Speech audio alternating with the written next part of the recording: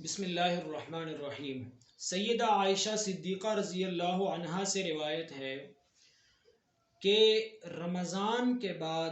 نبی اکرم صلی اللہ علیہ وسلم جس کثرت سے شعبان کے مہینے میں روزے رکھنے کا اہتمام کرتے تھے، میں نے کسی سال کے اور مہینے میں ایسا نہیں دیکھا۔ تو ایک مرتبہ عرض کی کہ پیارے آقا صلی اللہ علیہ وسلم آپ شعبان کے مہینے میں اس کثرت سے روزہ رکھنے کا اہتمام کیوں فرماتے ہیں؟ تو آپ صلی اللہ علیہ وسلم نے ارشاد فرمایا، اس شعبان کے مہینے میں انسانوں کے بندوں کے اعمال اللہ کے سامنے پیش کیے جاتے ہیں، تو میں چاہتا ہوں کہ میرے اعمال اس حالت میں پیش ہوں کہ میں روزے سے ہوں اور میرا نام روزے داروں میں شامل ہو۔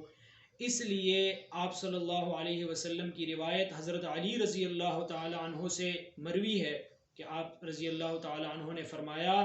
کہ جب شعبان کی 15ویں رات ہو تو رات کو عبادت کیا کرو اور دن کو روزہ رکھا کرو۔ تو شعبان کی 15ویں دن یعنی 15 شعبان کا روزہ یہ جو ہے مستحب ہے، اس کی رکھنے کی بڑی فضیلت ہے، لہٰذا اس دن ہم روزے کا اہتمام بھی کریں تاکہ ہمارے اعمال اللہ کے سامنے جب پیش ہوں تو